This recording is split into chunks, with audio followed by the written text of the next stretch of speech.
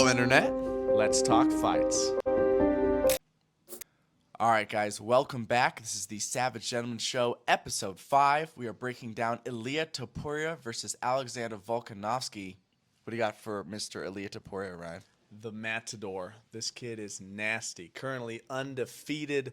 He's had a slew of finishes in the UFC leading up to this fight and really capped off his winning streak in the UFC so far with that dominant performance against Josh Emmett. One of the things that really impressed me in this matchup is he started with a really tight shell, high shoulders, preparing for those bombs that Emmett is known for, and one of the most powerful right hands in the division. But as the fight progressed, instead of just shuffling backwards to get out of the way and staying in that tight shell, Topuria started to land a lot of jabs, and he's ready to shoulder roll. He's ready to glance off that right hand off his lead shoulder, get behind it and protect his chin and fire back excellently. Tremendous boxing. On the ground, this kid is also a menace. Wonderful takedowns, really persistent with it, and he will chase a submission most of the time. Nasty front headlock attacks, anacondas, Darce chokes. Wonderful combinations as well. Against the cage, he does some of his best work with his body shots, with his overhand rights, really devastates people and carries tremendous power at featherweight. How do you see these styles matching up? What can you tell me about Volkanovski, Robin? Everybody knows Alex the Great. He's coming off of a head kick knockout loss to Islam Makhachev. We can't knock him for that too much. That's up a weight class on short notice, but it's something we've seen before. He only has 3 losses. 2 are to Islam. Before that, its only loss was before he got to the UFC against a guy called Corey Nelson. I believe this was all the way up at welterweight, so well above his normal weight class right now at featherweight, where he got head kicked repeatedly from that southpaw. I think it's mainly a size thing, where his opponent's just taller than him. Islam was a lot taller. This guy was a lot taller. But it's something we saw, and those really mirrored each other, those finishes. Besides that, when I'm thinking about Mr. Alexander Volkanovski, the first thing I see in his style is his leg kicks.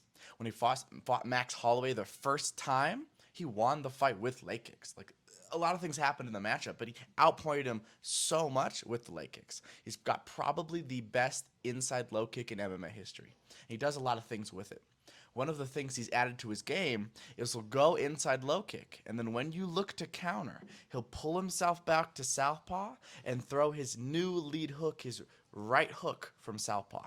He hit this on Yair Rodriguez in his last title defense at featherweight, and ultimately that led to the finish.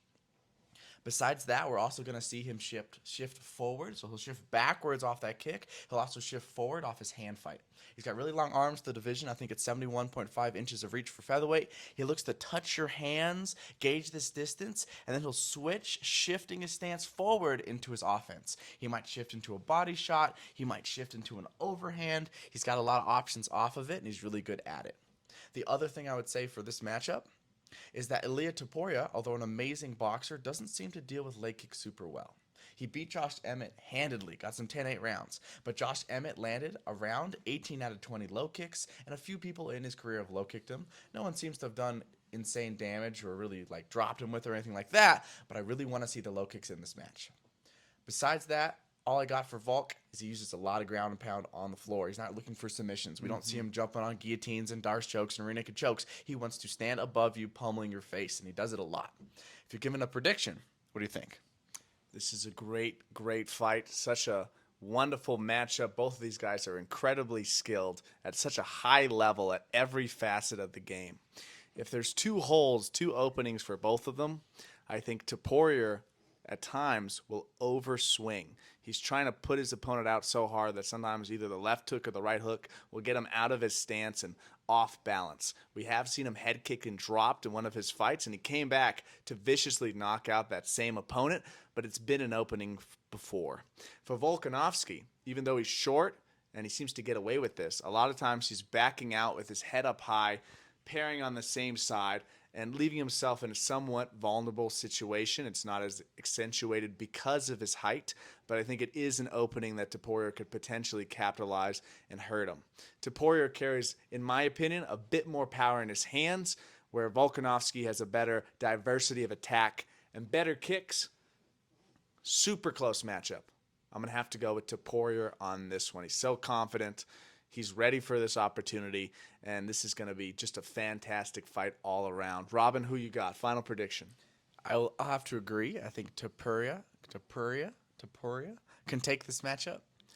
I think it's just the right time to fight Volkanovski. He just got knocked out. He's older than he's ever been. Time comes for us all. I don't think he's going to give up the crown easily. I think this is going to be a 3 or 4 round war where they both hurt each other. They both get hit. They both take damage. But I think ultimately, Ilia's going to come out on top. Great fight. Can't wait for this one. New champ.